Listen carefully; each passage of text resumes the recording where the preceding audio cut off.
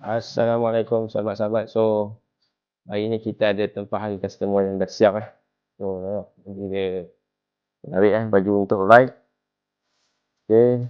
Dan gunakan material RJ. Okay, printing sublimation. Okay. So, sahabat kita ni akan bergerak konvoi ke 4 negara lah. Malaysia, Thailand, Laos dan Cambodia.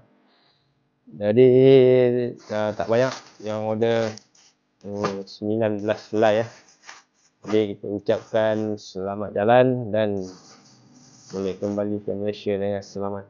Okay. So, ini geng dia ada macam-macam motor Okay.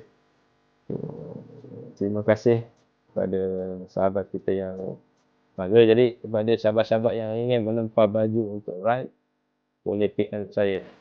Assalamualaikum.